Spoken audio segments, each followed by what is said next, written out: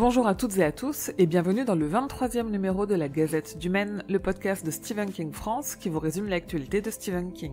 Je suis Emily et je suis très heureuse de vous emmener avec moi en balade dans le Maine pour vous conter les nouvelles informations depuis le 7 octobre.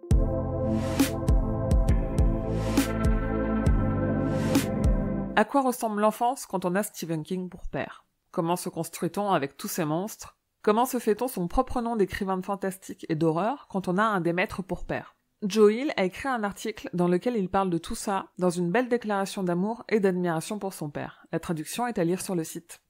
L'évêque de Bangor a rendu son avis sur la volonté de Tabitha et Stephen de transformer leur maison. Le conseil a validé leur demande, la célèbre maison de Bangor devrait donc se transformer petit à petit en centre d'archives de King, retraite pour auteurs et accueillir les locaux de leur fondation. Audible continue sur sa lancée et a ajouté à son catalogue de livres audio le roman Bazar, qui est lu par Maud Rudigos pendant un peu plus de 28 heures tout de même.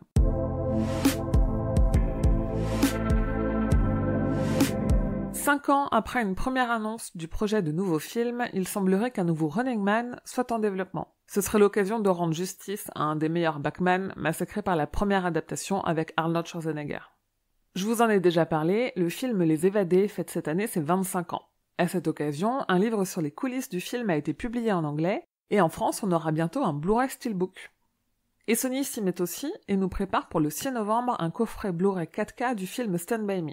Si on n'a pas encore le détail des bonus, on sait déjà que ce coffret contiendra 5 cartes, une affiche du film, et un livret de 16 pages avec des photos et des notes de production. Et si vous avez Netflix, vous avez sûrement déjà regardé la dernière adaptation de Stephen King, le film Dans les hautes herbes. Le réalisateur Vincenzo Natali a partagé beaucoup de contenu du film avec au programme le scénario et le storyboard complet, une affiche alternative très poétique, des concept art superbes et des photos des coulisses du tournage.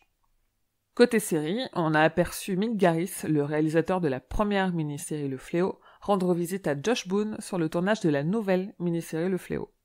D'ailleurs, de nouveaux noms se sont ajoutés au casting, Eion Bailey et Teddy Vezak, rôle que King jouait lui-même dans la première adaptation.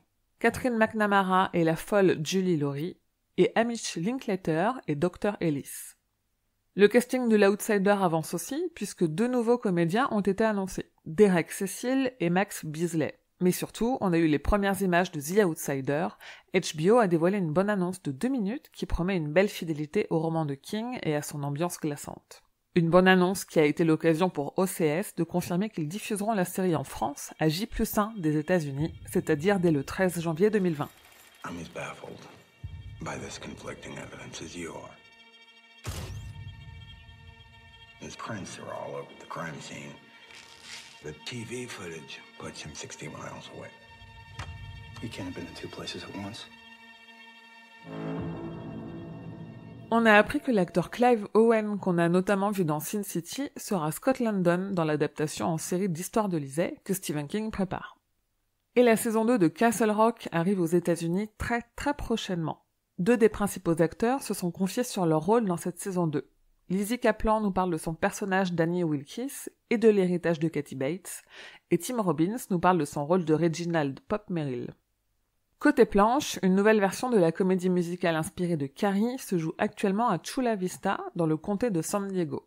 Et à Los Angeles, c'est une comédie musicale parodique de ça qui se joue.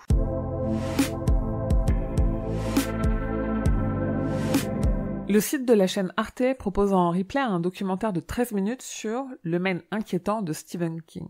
Ce documentaire inédit est en français et il est disponible jusqu'à octobre 2021. Côté podcast, grâce à un partenariat avec le Forum des Images, je vous ai mis à disposition l'enregistrement audio du cours de cinéma que Guy Astic a donné au Forum des Images le 11 octobre. Il y parle de l'enfance et de l'adolescence dans l'œuvre de King.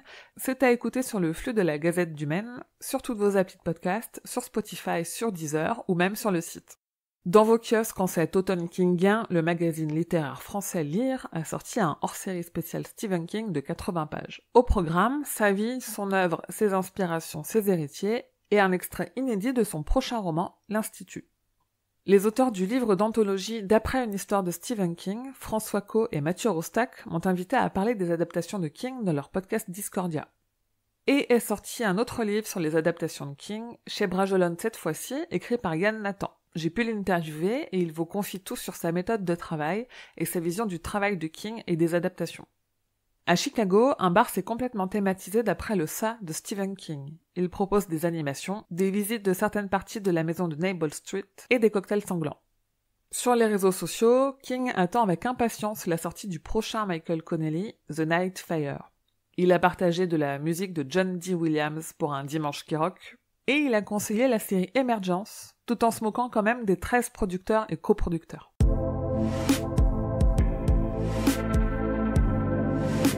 Castle Rock saison 2 commence aux États-Unis ce mercredi 23 octobre. La première saison en France, c'était Canal qui l'avait diffusée quelques semaines après la diffusion aux États-Unis, mais pour cette saison 2, aucune info de la part de Canal pour une diffusion française.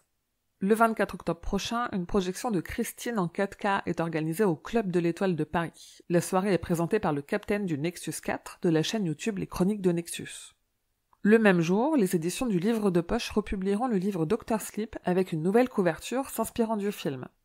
Le 26 octobre, François Caux et Mathieu Rostac, les auteurs du livre paru chez Hachette, donnent une masterclass sur Stephen King au MK de Bibliothèque de Paris.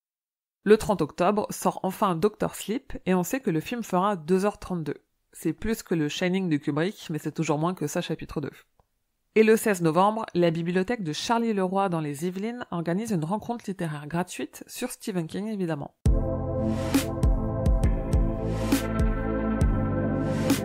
C'est tout pour l'actualité de King, je vous dis rendez-vous dans 2 semaines pour l'épisode numéro 24. Si vous aimez ce podcast, pensez à me laisser une petite étoile ou un commentaire sur l'application sur laquelle vous l'écoutez. Vous pouvez aussi en parler autour de vous pour l'aider à grandir et me soutenir en participant au Tipeee, ça me permettra de continuer à développer le site, les réseaux sociaux, ce podcast et d'autres partenariats.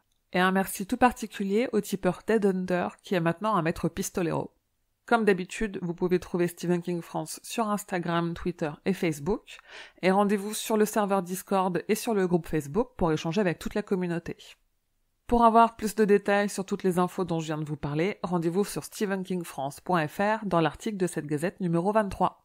Je vous dis merci et à bientôt, fidèles auditeurs et auditrices, que vos journées soient longues et vos nuits plaisantes.